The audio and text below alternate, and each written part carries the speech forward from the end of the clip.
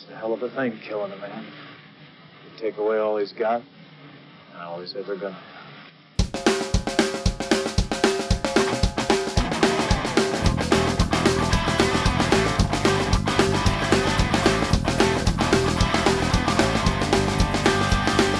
Lemon peels can flavor nasty water. That doesn't do away with the disease. In the church, going people so good beneath the steeple, so sorry for their deeds. You're not responsible for the demons in your head. Get on your knees, put up your hands and say, I'm sorry for my mind. I'm sorry for my mind. I'm so sorry for killing you. And apologies make lousy parachutes.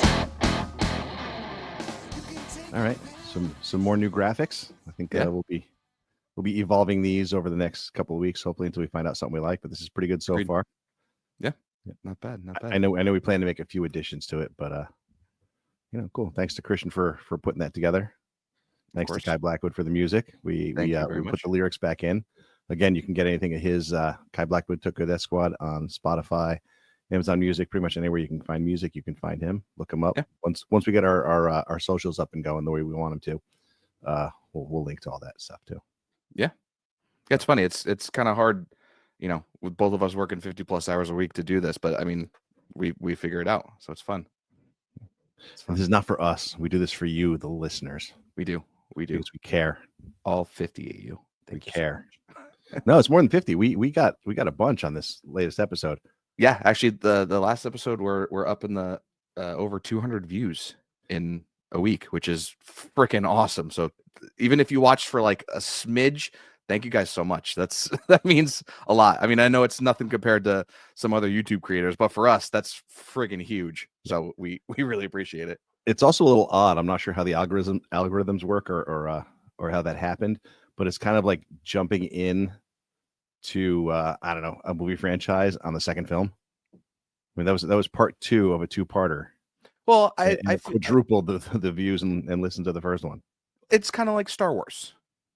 You jump into A New Hope, which is like, not the first movie, because who would think to start a movie at episode 4, right?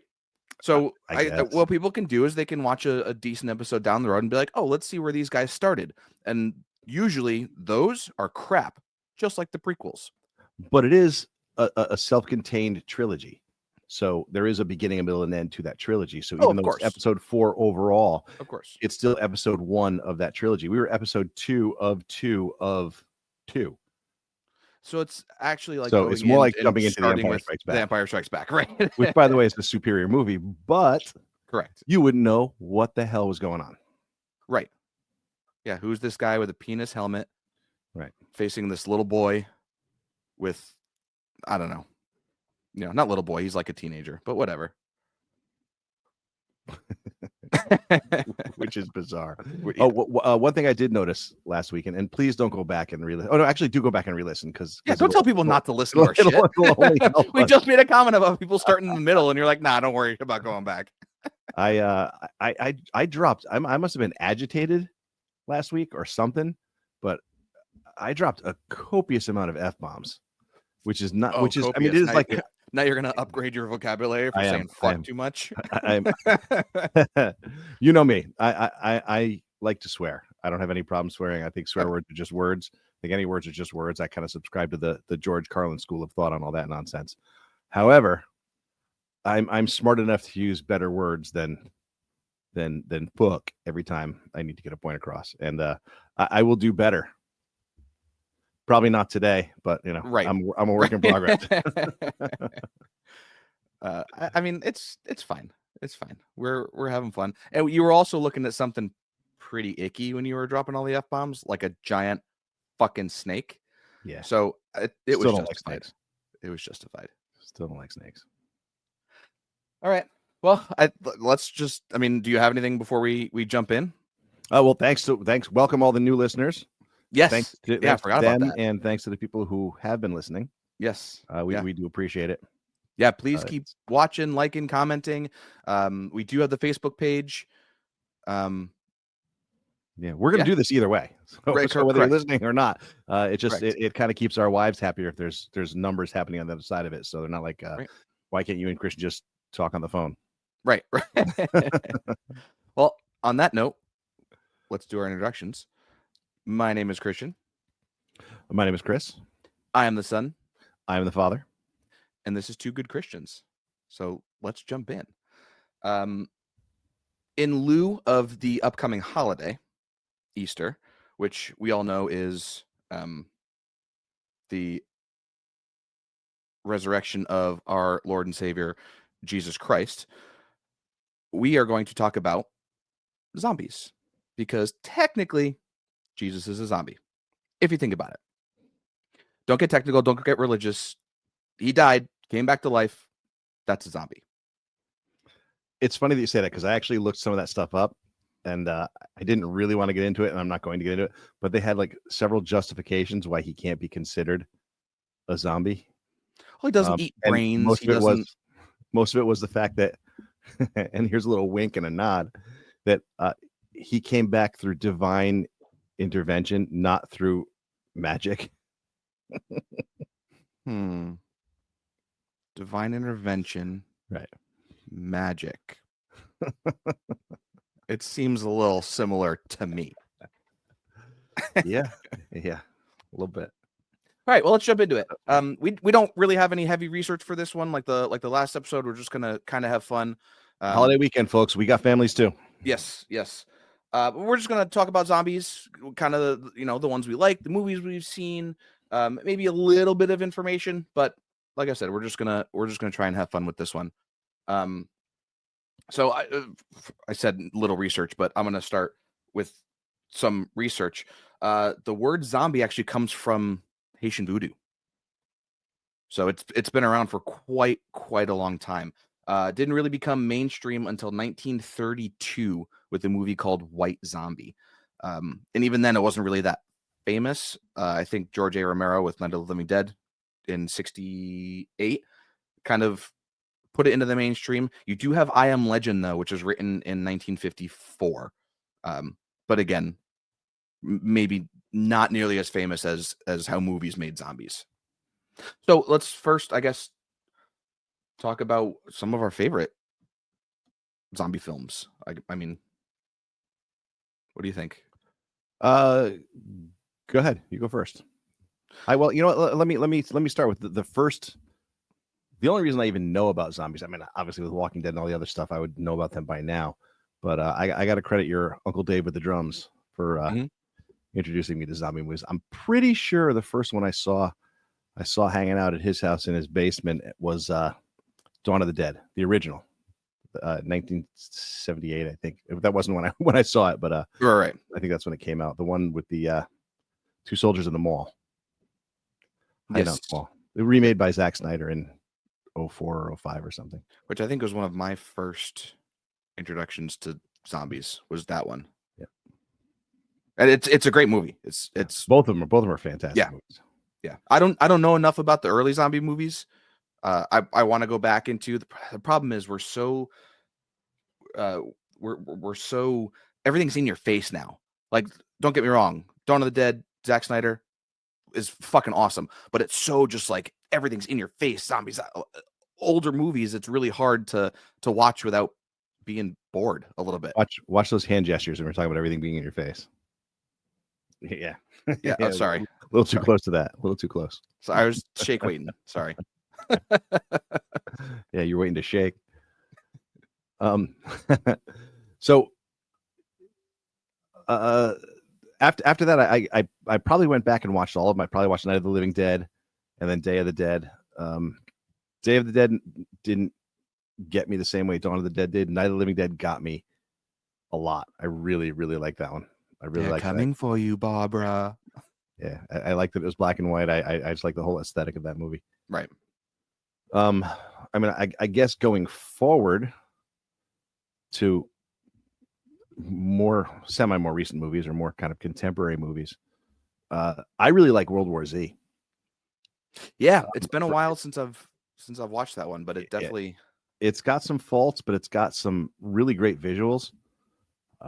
the zombies going up the wall. I mean, there's a lot of Yeah. great things in that movie. You know, it's a really, really good movie, zombie movie, Train to Busan. Oh, fantastic. That was Yeah. so good. Yeah, that is good. So good. I highly, So well highly done. recommend that one. It's got heart, it's got zombies, it's got, you know, the blood and gore and stuff, but it's just all around like a good movie. Yeah, that was a great movie. Yeah. And it's was a very small, from what I remember, a very small setting. It literally takes place like on a train car. Yeah. And it's not really until the end where it opens up, you know. Yeah. Yeah, So, that's a great movie. That was yeah. fantastic. I remember too, actually, one of the other movies that Dave introduced me to way back when we used to watch a whole bunch of different horror movies was Return of the Living Dead, which is kind of a spoof Yes. on the Living Dead. Right. And I shouldn't bring this up because she's actually a borderline softcore porn actress. But, and I didn't realize this until after a long time after. What's her name for research purposes? Well, it's going to be easy to remember because it's the same name as your sister. Ew. Oh, yes. Yes, I know who you're talking about. Linnea Quigley. Yes. Yeah. Yes. She is a horror icon. Yeah. So a what? A horror icon. Horror. Not a horror. Gotcha. Horror. Yes. Gotcha. Horror. Gotcha. So yeah. So by all means, you know, just keep in mind that as your sister's name when you're looking her up. Thanks. That's gross. You're welcome. All right. I I'm going to saved scrub you. my brain with arsenic. Turpentine. Cool. So another one that I remember vaguely, and I remember it as a zombie movie. I remember being bored, but I've heard it's pretty good. So maybe it's just kind of my frame of mind at the time, or my age, or just my lack of understanding of the world at all. But is The Serpent and the Rainbow? It's an older Wes Craven movie with Bill Pullman, the president from Independence Day. Yep. I have memories of parts of it that I like, but I think the movie as a whole, I think, bored me. So that might be something I want to give another shot to. Okay. All right. Yeah, well, I definitely want to jump back into zombie stuff. One of my new favorites is The Last of Us. I'm a gamer. I like playing video games. Did I beat The Last of Us? No, but I have played it. That's one of the coolest interpretations of zombies that I've ever seen. And we'll actually get into it a little bit later. But I think my all-time favorite zombie movie, and you know what it is. You showed it to me. When it first came out, you had it on video. You recorded it on video. This is when you can still record on VHS. Because I think we got the DVD from like Blockbuster or Tommy K's, and the beginning of it, it's like 20 to 25 minutes of just the menu page. Because I think we were just waiting to start it or something. I'm drawing a blank. Shaun of the Dead. Oh, Shaun of the Dead. Yes. Wow, that was not even in my brain at all. Really? Yeah. Really? Part one of the Cornetto trilogy, which I still watch to this day. That whole trilogy. It's probably my favorite comedy trilogy ever. Yeah, we've talked about doing an episode on that. We'll have to do that. Yeah. That's Shaun of the Dead. It's a classic spoof, but it's not a spoof. It's almost Scream-esque, where it's still a zombie movie making fun of other zombie movies. Yeah. How many times would I say something to you, or mom walk in the room pissy, or I'd be pissy, or you'd be pissy, and we just look at it and go, oh God, I still quote that movie countless times so we walk many around, times. you go red on you. Yeah, yep. God, it's, yeah, that's a unbelievably great. Unbelievably If you haven't great. seen it, Shaun of the Dead. Yes. Awesome. Kind of launched. Christ, I just dropped his name. Simon Pegg and Simon Nick Pegg. Frost. Yeah, kind of. And Edgar Wright. Edgar Wright, Yep, who is Edgar the director. Again, just super good. If you want to like get into zombie movies first, I'd watch that one. Yeah, I would venture to say that movie is almost flawless. It is flawless. I don't have anything wrong with that movie. Yeah. Anything wrong. It is smart. So smart. It's so smart. You know why? Because it's British. British comedy is so. It's well, let me say British comedy movies or film like shows. It's such highbrow humor that I think a lot of Americans don't really get it. You know, like what's the one you like, the IT Club? Yeah. whatever. That's a European comedy, right? Yeah, Or British, considered, yeah. Yeah. And it's absolutely hysterical. But I mean, even me, some of the things that you're like, oh, it's so funny, it's so great. I'm like, it's not that great. It's just, it was meh. I'll have to go back and watch it, but it's very, I think their humor is very much like Norm Macdonald, like, where Yeah, I can see that. it's a joke because it's not a joke, you know. Or you look at like the British Office, it's not better than the new Office, but the only reason there is a new Office is because that first one was so fucking funny, you know. Yeah. I have to rewatch that show now, the IT Crowd. I forgot about that. Yeah. It was a good show. I enjoyed it.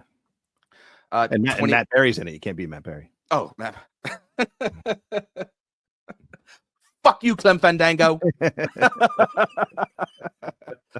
Just push the button. Just hold down the button. Can you hear me now? Yes, I can fucking hear you. Oh! That's so good. He's so good. He's one of the funniest motherfuckers on the planet. All right, back to zombies. We digress. Another great series is 28 Days Later. The third one's actually coming out soon-ish. I watched the newest trailer. It looks fucking tight.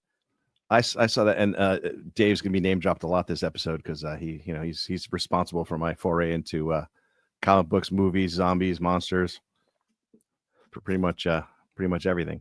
All the good stuff. All the good stuff you passed to me. Oh yeah. We saw this in the movie theater, and I don't know if I liked it at the time. I walked out. I was pissed because like zombies don't run.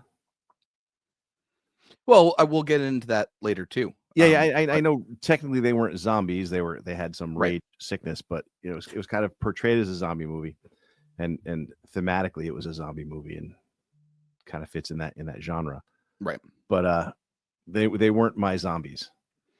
Since I watched it with different eyes since, maybe Serpent the Rainbow, I have to go back and rewatch it. And I actually love that movie. I love 28 Days Later. Love 28 Weeks Later. Mm-hmm. First one is superior by far. Agreed.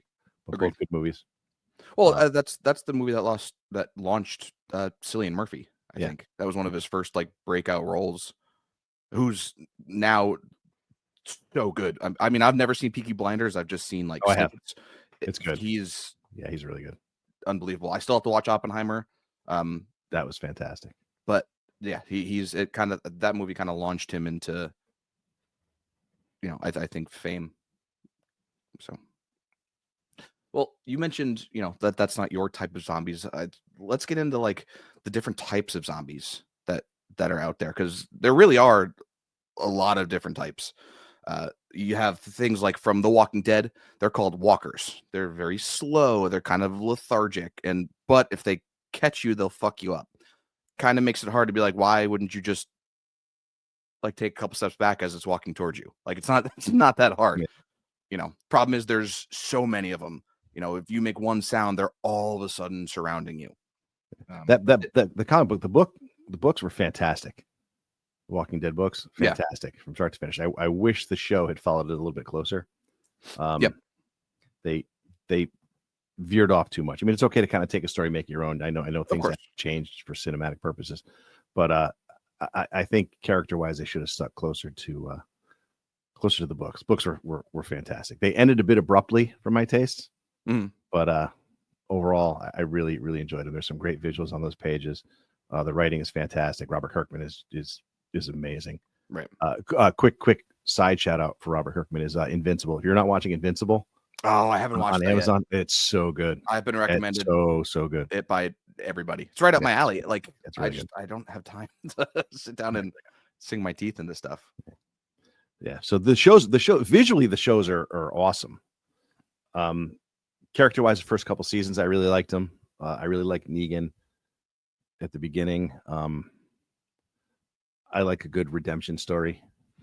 So some of that sat well with me. I don't like Rick's exit. We can go on all day on things I don't like about him. I stopped watching. They were good. 3. I enjoyed them. I stopped when the tiger attacked somebody in a field, and I was like, I think it was midway through season 7 or something. Jeez.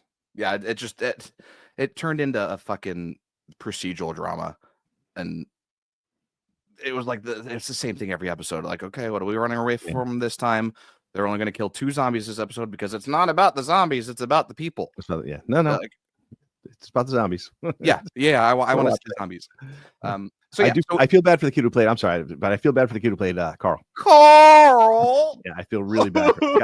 People, oh my people god, hated him. You know, the kid's an actor. You know, Yeah. he's doing a job. He's getting paid to go do a job, and he got so much shit for that. And you know, he's reading a script that he's given by other people, right? Adults, first of all. You know, he's a freaking kid, right? Just doing a job. I have very little tolerance for that nonsense. Carl, there's a dead human in our house. That's a different Shout Carl. out to llamas with hats. Great full llama. Another great series on YouTube. If you need to watch something, that's from the fucking vault, but not zombies. So yes, but not zombies. Really. Watch the series. It kind of gets zombie-like. So we have the Walking Dead zombies, which are slow, kind of not really that menacing and scary, to be honest with you. And then on the opposite side, you have the 28 Days Later zombies, which, again, like you said, can't really rule them out as zombies. Yeah, for all intents and purposes, they are very zombie-like. It's called the rage virus, and it was. I'm gonna kind of explain how they can kind of be zombies. It was the two scientists were trying to find a cure for anger issues. Whatever. Yeah. They're right there. Scientists trying to find a cure for what I have. Right. They found something that inhibits anger, and they were like, okay, we can either do like an aerosol form or a pill form and give it to everybody. And they were like, well, that's way too cost effective. We can't do that. Let's put it in a different virus that spreads by itself. So they put it through the Ebola virus. Now, what the Ebola virus did is it actually mutated the whatever they had created, and it did the opposite. It increased the rage that people get. It basically made them, this is where it turns into zombies ish. A person is not controlling their emotions or themselves. They get super aggressive. They get almost super crazy. You know, so that's really the only tie into zombies. It's kind of a person that's not mentally a person. You know, I might have that. Probably. Whatever that is. Probably. I don't want to eat people, but I might have that otherwise. Right. And then you get other ones like The Last of Us, which is, again, kind of, they're more along the lines of zombies, but not like the typical zombies that we know. They're called cordyceps because it's from a fungus that infects them. It infects the bloodstream, and then it turns them into these zombie-like creatures. So it's something attacking a host that controls the host, which is basically what a zombie is. Again, maybe not undead, but something that's, again, not in the same, for lack of a better term, brain as a human, you know. It's on the spectrum. The zombie spectrum, not the other spectrum. Right, the zombie spectrum. I mean, if you think about it, there is a spectrum. And then you look at like in The Last of Us, there's like different tiers of zombies. There's ones that are slow, but there's other ones. God, I didn't mean like that. I didn't mean like that. But there are ones that are that have different abilities because the fungus affects different. I know it's based on a video game, but it could be, you know, really represented. This fungus could like attack to different things, which could cause different things to happen. You know, different mutations cause different types of zombies. So yeah, there really is a full spectrum of zombies. What's that? Pedro Pascal's in that one? Yes. Yeah. Yep. I think there's like a new unwritten Hollywood rule that you can't have a franchise unless Pedro Pascal's involved. Yeah. He's got to be in everything. He's really good. He's awesome. So he's really good. Right. Rightly so, but yeah. Right. Yeah. So do you have anything else? Yeah, I got we're nuts. I'm done talking for a little bit. Your turn. The zombies that have always scared me the most Or the zombie ants. Because that shit's real. Oh, you want to get into the real shit? And I remember back when that first came out, people were worried that it could be transmitted to humans. And we were all walking around thinking, oh shit, here it comes. Yeah. Yep. I have some one of the reasons I wanted to look up, zombies and stuff, obviously because of Easter. But I was like, oh, there's actually real life applications to this zombie thing. And funny enough, this ant thing that you're talking about, they are called Orpheocordyceps. What are the zombies called in The Last of Us? I know this because you just told me. Yes. But the fact that show has created something semi-real kind of makes it very, very scary. So basically what happens is Orpheocordyceps is it's a fungi or fungi, however the fuck you say it. I'll go fungi. Fun guy sounds like the guy you'd hang out with at a party. The guy who brings the tequila. Hey, it's the fun guy. He's got a mushroom shirt and So what an Orpheocordyceps does is excuse me. It is known for I think you got it. Yeah, right. It is known for its parasitism on ants.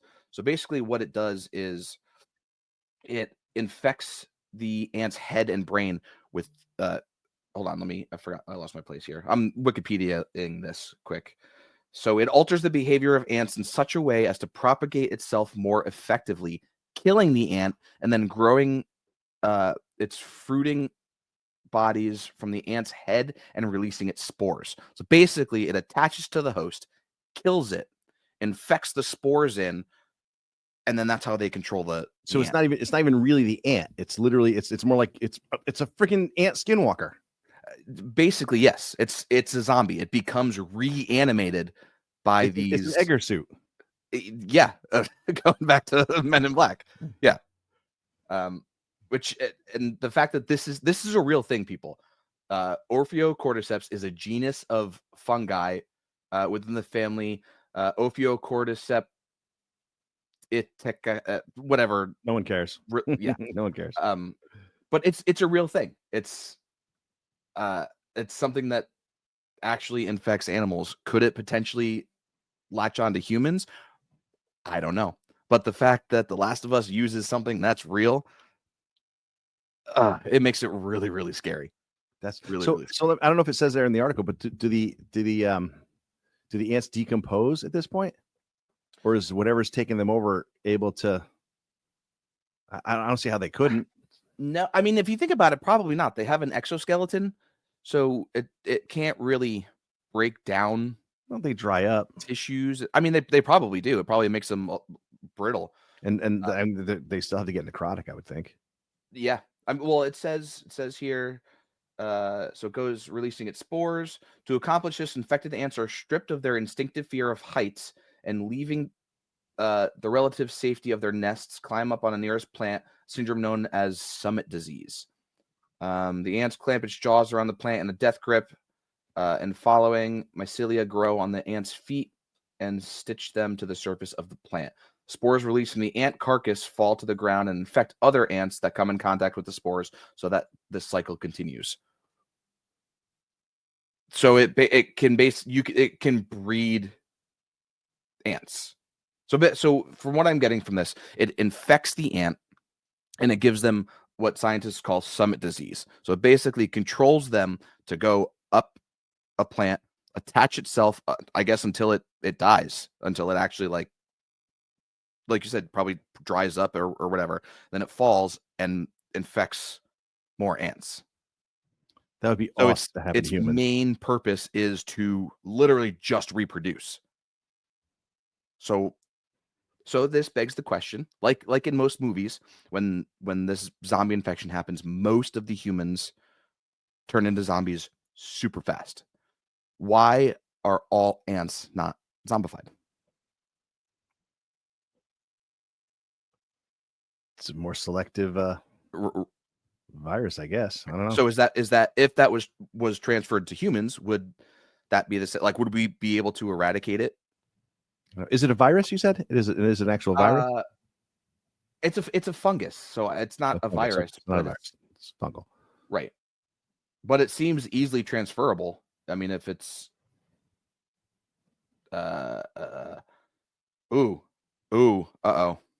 this isn't good. Ophiocordyceps sinensis is a species that infects the larva of the Tibetan ghost moth and is used extensively in traditional Chinese medicine.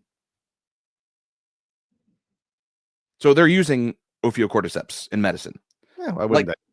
Like most things, it's probably super helpful, super useful.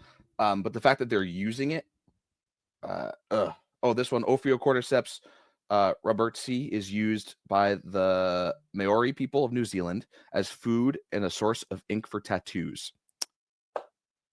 The charred insect fungus complex was mixed with tree sap to make an almost black ink. Cool. Ophiocordyceps nutans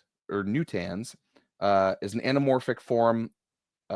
Hymenostilbe. You said hymen. Is used as a biological control for stink bugs. So, non-insect hosts. One not yet named fungus that falls into Ophiocordyceps infects juvenile edible crabs. Infection is fatal once the fungus becomes established in the hemocoel. So, all right, I didn't realize this. These Ophiocordyceps are fucking everywhere. And people have been using them for forever. Someone in a lab somewhere is cultivating that shit for humans. 100%. 100%. We're gonna get COVIDed with that shit in no time. Right. Wow. They're gonna figure out how to weaponize it. Be like, oh, we can use this for the enemy, just like a fucking movie. Dude, I understand movies are movies. Hey, it came out of a lab in Wuhan. How weird. Right. Yeah. Right. But like, I know movies are movies, but do people not realize that something like that would actually fucking happen? If something like that gets released, we're fucking done. I mean, look at COVID. What does it drive the ants to do?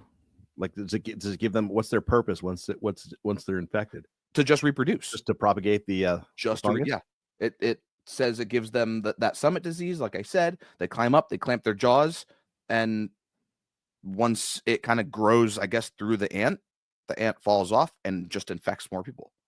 Like I said, it's literally just there to reproduce. That's wild. So that's just one form of real life zombification. Obviously we kind of have the one from 28 Days Later. That could potentially be real. Somebody, like we said, with the hydrocordyceps or Ophiocordyceps. Yeah, you kind of saw it with bath salts. Right. That Florida guy who was people that crazy. Right. There's probably something out there that can kind of, again, not maybe zombify people, but kind of like the rage virus, turn people into something they can't control. And next thing you know, it's a bloodborne pathogen, or it's an air pathogen, and next thing you know, it's infecting all of us. There's another one I saw. A baculovirus in caterpillars. Scott baculovirus. Whoever that guy is. Was he Quantum Leap? He was Quantum Leap. The real Quantum Leap, not that new shit. Got it. There's also Captain Archer and Enterprise and CSI New Orleans. Yes. I couldn't find much about this. The thing I found, it was more like a scientific version. Quick Google search. Baculoviruses also can affect a caterpillar's climbing behavior and ensure they die at elevated positions. This response enhances virus transmission and distribution. So basically the same as the ant thing. It's just for caterpillars. Basically, it makes them climb up really high. They die. And it spreads. Why are these things so smart? Like that's smart. I mean, that shows an intelligence. And I maybe it's an instinct, a driving instinct to reproduce, but I mean, there would have to be some intelligence attached to that. Something at a microscopic level. That's what I'm saying. Whether it's a fungus or a I think baculo, it kind of sounds like a bacteria virus, which doesn't make any sense because they're two different things. But baculovirus, it's naturally occurring. Of course it is. They alter caterpillar behavior, leading to increased movement and climbing to elevated positions. Like I said, ultimately causing the caterpillar to liquefy and die. That sounds great. Oh my God. Enhanced transmissions. The behavioral changes caused by the bacterial virus help facilitate the spread of the virus. By climbing to elevated positions, caterpillars die at higher points on the host plant, increasing the chances of the virus being transmitted to other caterpillars through the consumption of the plant material. Whoa. So again, another thing that's literally just there to make more zombie caterpillars. Yeah, just waiting for somebody to adapt it to humans. Yep. That's great. There's another one. So from what I've seen, these are only attached to these specific animals. So the cordyceps is for ants. This baculovirus is for caterpillars, and there's one for snails. I'm butchering this. I'm butchering all these things. I'm not a scientist, but it's Leucochloridium paradoxum. It's Okay, Harry Potter. They're right. They're called. I should probably stop waving my finger. I'll fucking cast a spell. These snails are called zombie snails. Because original. Good thinking, guys. Yeah, right. Way to think outside the box. Because it is infected by a parasitic worm, which takes control of the snail's eye stalks and behavior. The parasite causes the snail's eye stalks to pulsate and resemble brightly colored caterpillars, attracting birds. Fuck, now we're on birds, which then eat the snail, thus completing the parasite's life cycle. So they infect snails, basically take over the snail, and then birds eat them. Who's to say down the line there is a mutation where it then infects birds? I don't know. It seems like something wild. I'm calling bullshit on all these, and here's why. I have one more. I have one more. All right, carry on. And then I'll call bullshit. I'm sure it'll still fit. This one's actually legit. I mean, they're all legit. It's Wikipedia. Wikipedia is legit. There's something in deer called CWD. It's chronic wasting disease. Basically, it turns a deer into a zombie, like a real life zombie. It is a transmissible spongiform encephalopathy. I think I said that right. TSEs are a family of diseases. Again, I'm using Wikipedia. I'm just kind of reading. TSEs are a family of diseases thought to be caused by misfold proteins called prions. So it is a prion disease. Includes similar diseases such as mad cow disease, CJD, which is Creutzfeldt-Jakob disease in humans, and scrappy in sheep. Natural infections of CWD affecting members of the deer family. It can also affect mule deer, white-tailed deer, red deer. So basically, all deer, antelope, bison, elk, caribou, and moose. Transmission of CWD to other species such as squirrel monkeys and humanized mice have been observed. Awesome. Jesus. So what it does is it changes behavioral changes, weight loss, decreased interaction with other animals, tremors, repetitive walking and set patterns. That one's actually really, really creepy. I've seen a lot of videos of deer with CWD, and it's literally them with like their head turned. Yeah, I've seen those. Looking like up at the sky and just walking in a circle. And this was big a few years ago. Yes, yes. There was an outbreak, but I don't think I don't think this particular one transfers to humans yet. But from that first but we're working on it. Right. We'll get there. Right. It was first discovered by American wildlife veteran Beth S. Williams in 19. Shout out to Beth. In 1978, she and neuropathologist Stuart Young co-wrote the first scientific paper that named the disease and described it as a TSE, which is transmissible spongiform encephalopathy. Gotcha. Quebec outbreak. Quebec farm outbreak. Actually, Quebec, whatever. Yeah, they get mad if you Quebec it. Well, I'm American. I don't know what that has to do with anything. But Well, just letting you know I am. it means that you're arrogant enough to tell them that your way is the right way. And Exactly. Here it is, and then go fuck themselves. Oh fuck. So Quebec practiced 9,500 tests in the period between 2007 and the autumn of 2018 before they detected a seropositive case in September of 2018.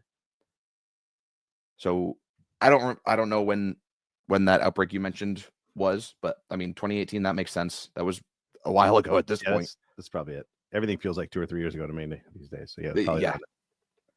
So yeah, and like I said, everything that I've mentioned, this is all real. This is all scientifically proven, real life zombie shit. But not zombies. Here's why. Okay, yes. One thing now call your bullshit. One thing sets them apart from zombies.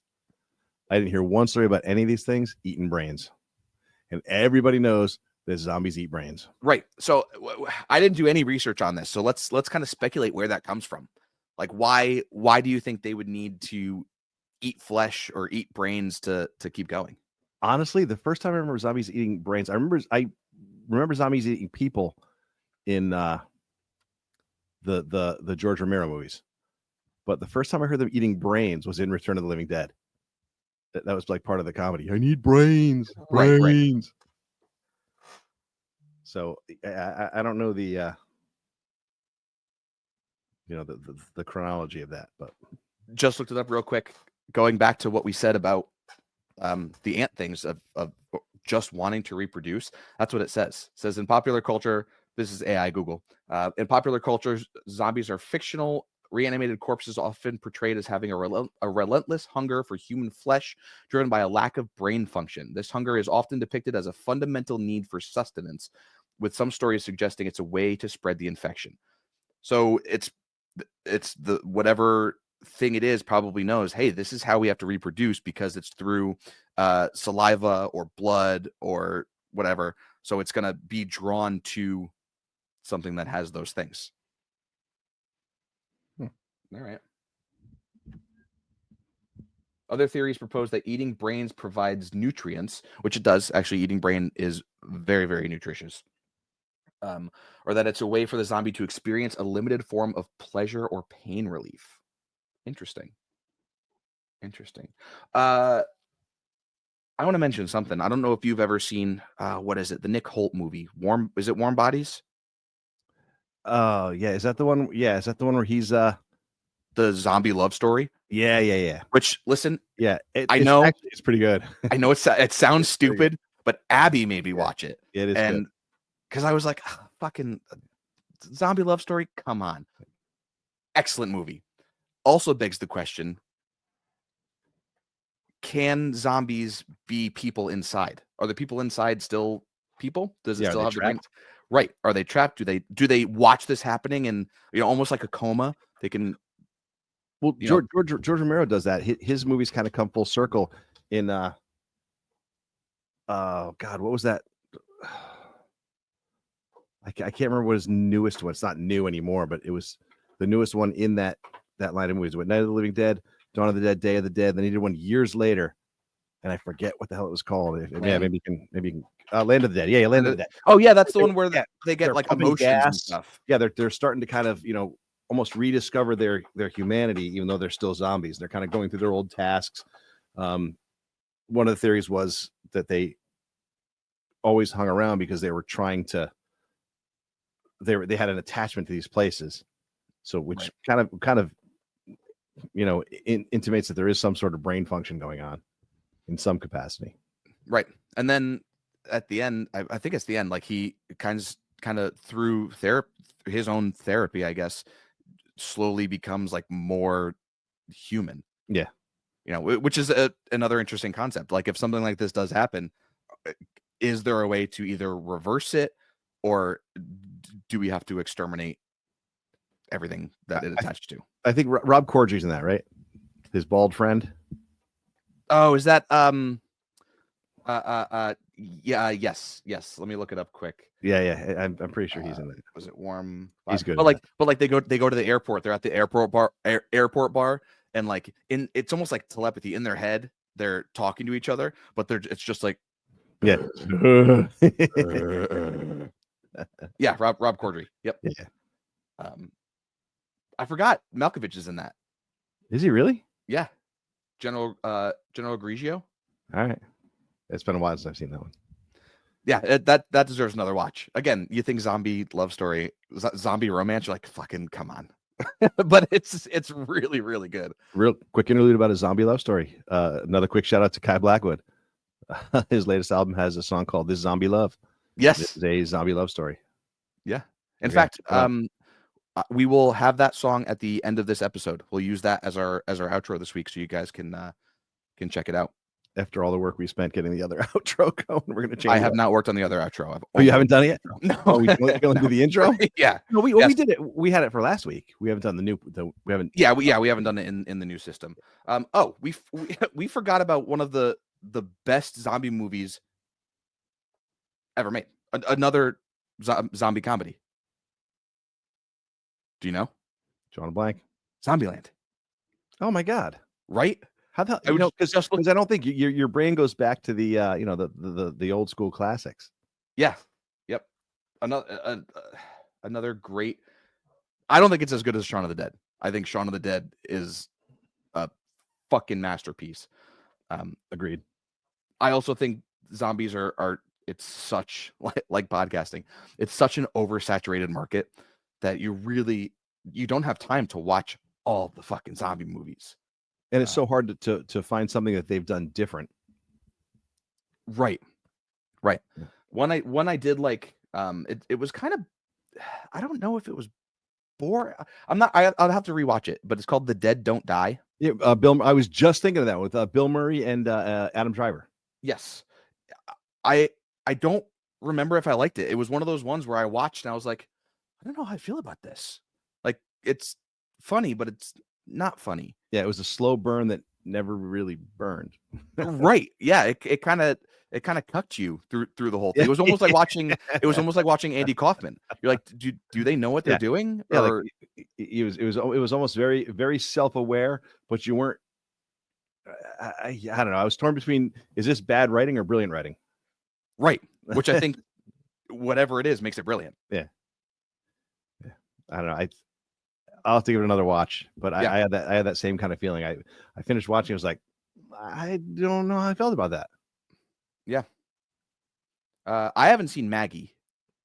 Oh, that's the Schwarzenegger one, right? Yes, that's on my list. It's very good. It's actually very good. I'm just sorry. I'm scrolling through. After seeing Zombieland, I was like, oh, let's look at like zombie movies, because again, you think you're on this one track mind. What was that other Zack Snyder one? Army of the Dead? Casino heist. No, that was, I think, what.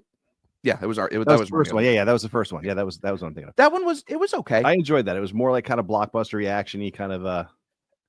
Again, I feel like he knew what he was doing. It was over the top, and he knew it. Like sexy. It had the zombie dog, or like he had actually had a zombie tiger. Yeah, and I was like, all right, that's fucking cool, because they didn't do it like The Walking Dead did, like where it was all serious and like this guy owned it, and he's like, watch out, or my tiger's gonna eat you. It was a zombie commander, like, yo, zombie tiger, go fuck him up.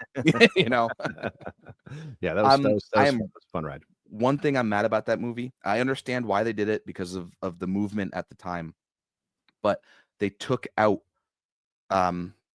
Crystalia as the helicopter. Tig. They put in Tig. I forget her name. And I don't. Notaro. Yes, Tig Notaro. I understand why they did it. He was going through some accusational shit. I would have loved to have seen him in a movie role. Yeah. He is one of my favorite comedians. Sorry, Mom, I'm going to say it. One of my favorite comedians. People hate him though. He's so polarized. People hate him. I think he's hilarious. I think he's hilarious, and he's great. He's great on a podcast. Hey, you're more than welcome to come and join us for one of ours, Chris. We'd love to have you. Oh, we would love to have you. Come help out the little people. We will have lab coats. Yeah, just in case we start talking about glycogen. I'll do my best not to interrupt you because I don't want to get the oops bomb. But oops. Yeah, he's oops. Really, really good. And it's so funny. That's upsetting. And no shade to Tig Notaro either. She does. Agreed. She does. I just kind of came across something of hers on TikTok where she kind of lives in a bubble. Yep. That's not the TikTok theme. Like, I guess in her real life, she kind of lives in this bubble where she doesn't really do social media. She doesn't watch movies. She doesn't watch TV. She kind of keeps herself out of that shit.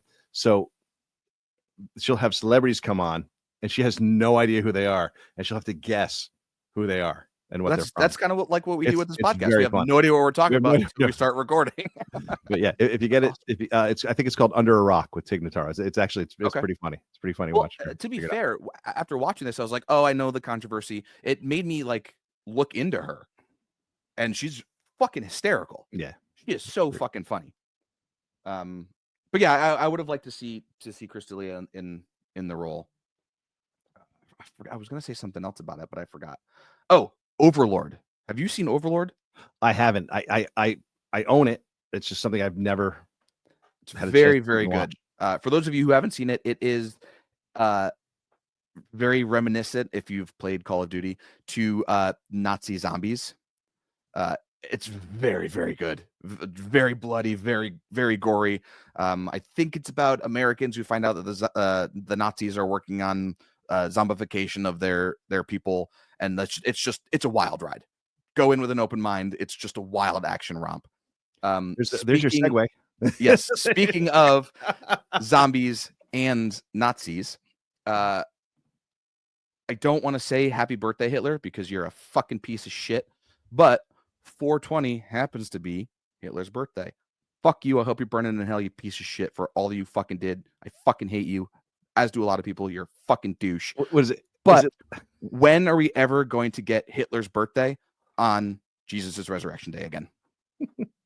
What a fucking coincidence. Was it little the Nicky? biggest con man in the world and the biggest asshole in the world on the same fucking day. Crazy. That's a little harsh. Not on Hitler's side. You can be as harsh as you want on Hitler. But was it little Nicky where they were? He's like, I got to go shove pineapples up Hitler's ass. Oh yeah. I'll be right back. I got to go shove pineapples up Hitler's ass. That's great. No, I think Jesus was a con man. Okay. To get out of like the whole religious aspect, I understand people who believe it. Wonderful. I wish I had faith, because it really does. I actually had a conversation about like Passover and stuff with a friend of mine. I know we're going a little off topic here, but that's the podcast.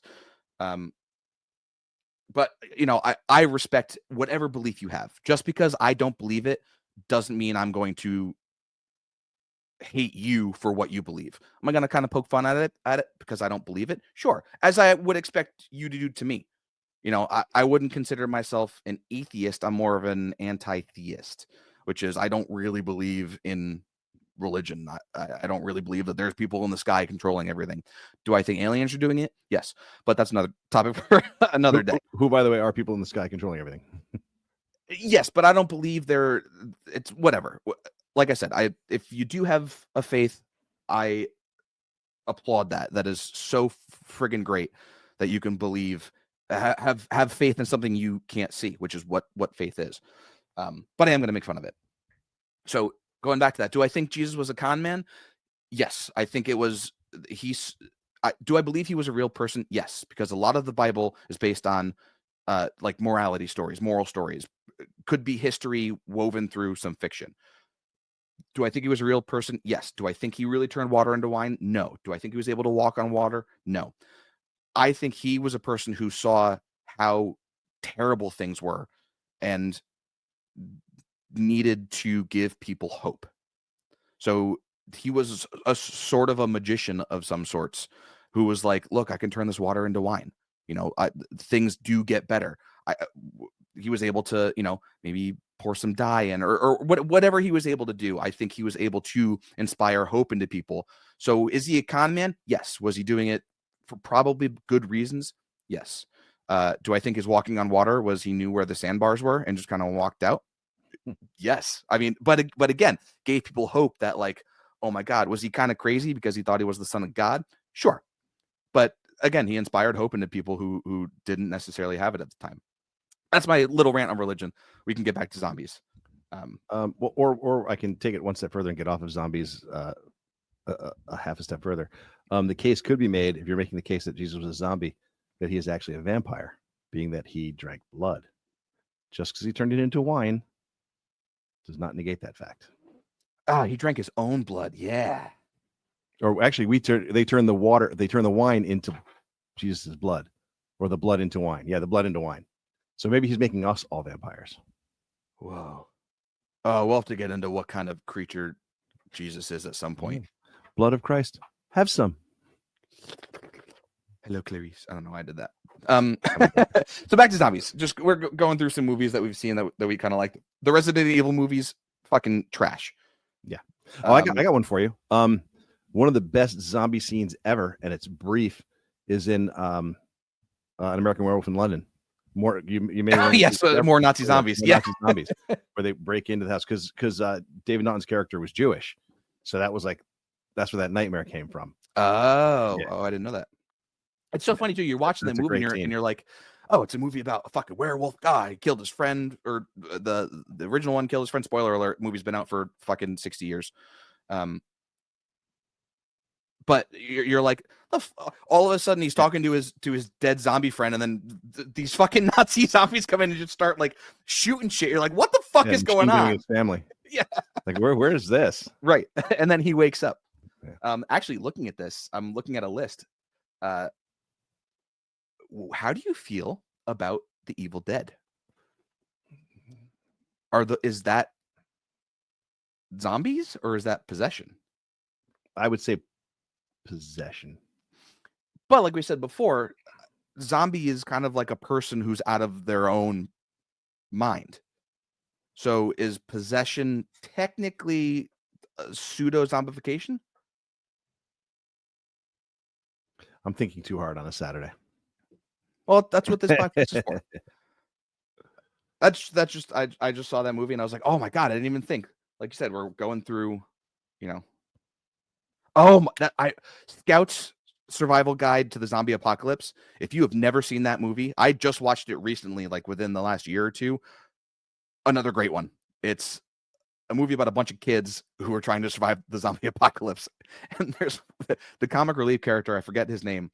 But there's this one scene where there's a zombie who's like attached to a wall because like they're holding her and her boobs pop out. And this kid's a teen. He knows it's like the apocalypse, but he just goes over and he just goes, and he runs away all like, like he got it. It was so like, honestly, a kid would probably do that. He's like, he knows he's gonna die. The only time he's gonna touch a titty is doing that. I don't think it has to do with the fact that he's a kid. Well, yeah, he's not a kid. They're I can't say at my advanced age I wouldn't do the same. Right.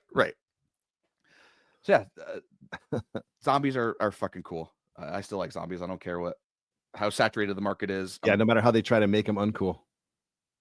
Yeah, what are they gonna? Well, they tried. I guess they did like a Twilight with vampires with warm bodies, but it actually worked. Yeah, it did. Case can be made too that Michael Myers from Halloween is a zombie. Well, like the Evil Dead, is it possession or is it zombification? Because technically, because I said so. Okay. Technically, he can't die because he's possessed by the devil, but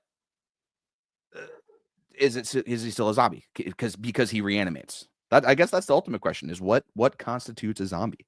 What makes a zombie a zombie?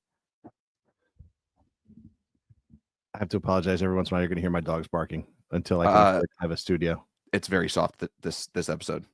Yeah, it's very soft. Yeah. Last episode, there's a glaring right in the middle of it. That's all right. We're doing this for fun. We're not professionals. Right. Clearly. All right. So that's zombies. We love talking about it. If you guys want to talk about it, please comment. Any movies we missed, any topics we missed. Speaking of that, there's a podcast that I've been listening to for fucking years. It's over, but I re-listen to it all the time. It's called We're Alive. It's unbelievably amazing. It's an audio drama, so it's a story through a podcast. But I've listened to it probably 7 or 8 times all the way through. It's so worth it. Go check it out. I listened to it on Apple Podcasts, I believe, so you can check it out on there. It's We're Alive, a story of survival. Excellent. The characters are great. It's got heart. It's got action. I can't recommend that enough. They're not a sponsor. It's just something I listen to all the time and I always go back to. Highly recommended. Cool. Yeah, I've got nothing. Nothing else? I recommend nothing. Recommend nothing. Oh, that's I upsetting. recommend nothing. I recommend my dogs become zombies. Pet Cemetery. Let's not do that. We know how that works. All right. I think that's going to wrap it up for this episode. Cool. So all right, we got a lot of cool stuff coming up. A lot of cool stuff planned. Yes. Christian may be against this. I haven't broached this to him at all, but we may have to take a week off to assemble a larger scale episode. Yes, going forward. It won't be next week. It won't be in the close future, but we'll let you know when we have to take a week off for that. Yes, absolutely. If we do, we may not. We may be able to pull it together, but I'm just saying that if we do miss a week, we will let you know beforehand, and it doesn't mean that we are gone. Yes, look on the Two Good Christians Facebook. We will be posting updates on there as well. You will see every time an episode comes out. If we do have any updates, like, hey, we're going to miss this week because of a holiday, or we're doing something, or we need more time to prep. Like I said, we both work, between 50 and 60 hours a week, and we still try and make time to do this. So if we have to miss a week, like you said, we're not gone. It just means we need more time because we're trying to give you guys better content every week as we get better at this. So, and feel free to hit the Facebook page for now and interact with us. We're definitely looking forward to interacting with you guys, kind of getting a back and forth going, interact with each other on Absolutely. It. You got something to say, start a conversation. We'll jump in. I'm sure other people will jump in, and we just ask that you're kind to each other. Yeah, I was just going to say, I understand the internet is what the internet is, and you're going to have the internet's like people. It has an asshole. There's always an asshole. Just be nice, be kind. We make maybe crude jokes sometimes. It's all in fun. It's all in good humor. We don't really mean it. We say it because it's funny. We say it because it's uncomfortable. Go in on both sides. Go in to be kind, but also go in with a thick skin. Exactly. Be prepared to be, even by us, we might poke fun at you. And again, it's not at you. It's poke not back. Poke back. Oh yes, please poke back. We're used to it. You should see our household. I forget his name. Robert commented, "What about two friggin' idiots?" I love it. It's we want stuff like that. We feed off that kind of stuff. Whether he was being mean or tongue in cheek, it doesn't matter. It was absolutely hysterical. I was gonna comment. Where were you when we were talking about title names? Because that would have been perfect. We probably would have considered it. Right. It would have come off rude in a comment form. So I wanted to say it here. Again, we're gonna bullshit back and forth, and we want it back from you guys. So please interact, please have fun, but again, like my dad said, please be kind. Beautiful. All right, sign it off, son. Let's end with The Zombie Love by Kai Blackwood and the Tokyo Death Squad, and that is going to wrap up this episode. Bye, fuckers. Peace out. Happy Easter. Happy Easter, everybody. Thank you, Zombie Jesus, and fuck you, Hitler. Bye, everybody. Bye.